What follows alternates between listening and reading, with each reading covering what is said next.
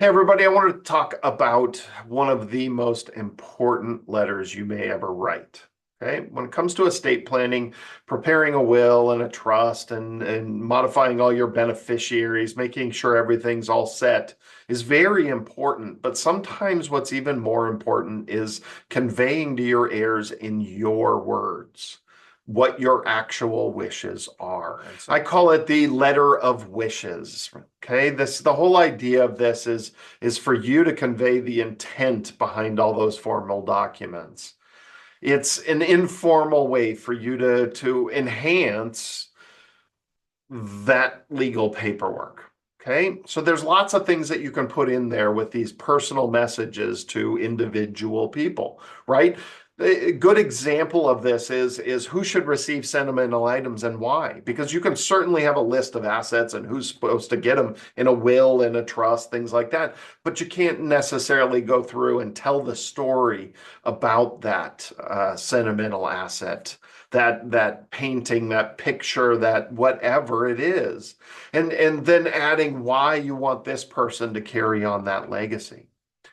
You can also go through and convey what you want done with items that maybe your heirs don't want, but were sentimental to you. Maybe you don't want them just thrown to the thrift store or out on the lawn for a yard sale. Okay. You can convey any personal messages that you weren't comfortable sharing while you're alive. Okay. Funeral preferences. Do you want them to throw a party, a wake, or whatever it is that your preferences are? You can mention those in this letter. Guidance to guardians of minors, children that you've elected guardians for, or most likely more pets. What happens to the cat, the dog? Who's going to take care of them, and what are your guidelines for them? What do you want to convey to them about the children or pets? Where do you find hidden items? Please, please, please. I've seen so many cases of people hiding stuff throughout their house and heirs luckily finding it or maybe not luckily finding it.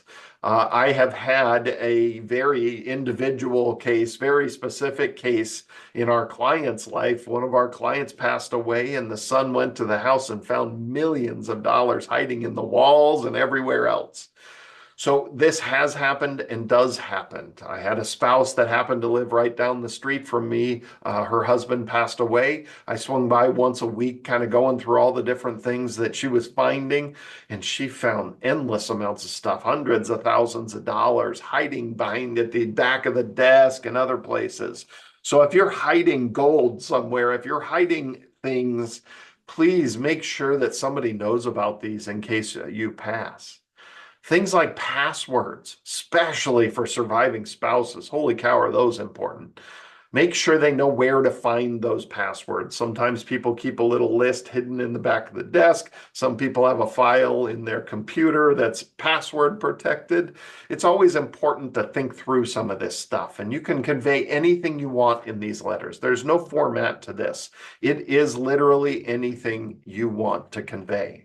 So some of the other things that you can do is create multiple letters.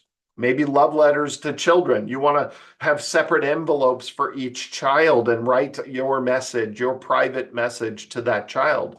To friends, you can do the same thing. Love letter to your spouse. You want to, provide a lot more information for a surviving spouse. It's really a shame to watch the bill payer and money manager pass away without ever going through that stuff with the spouse. It is a mess. It is so difficult to figure out where all the bills are, how to get into bank accounts, all of that stuff. So a surviving spouse needs so much from you. Okay, have a good current inventory of accounts and assets. Where is everything? Heirs need to know where this stuff is.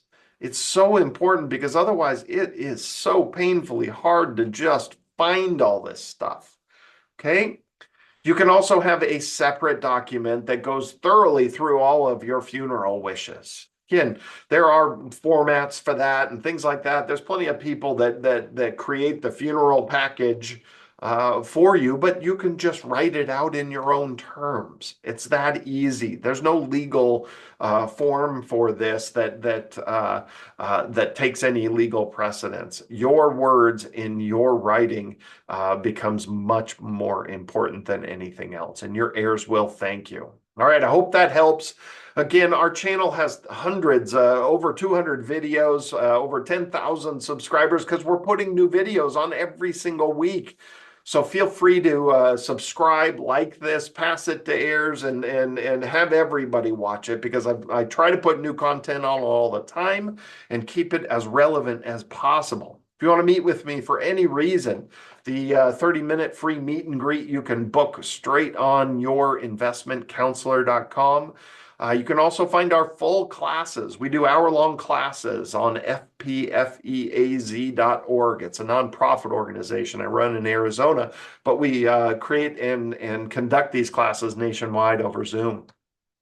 Also, certainly give us a call if I can help out, 800-345-3155. Again, thank you, everybody. See you next week.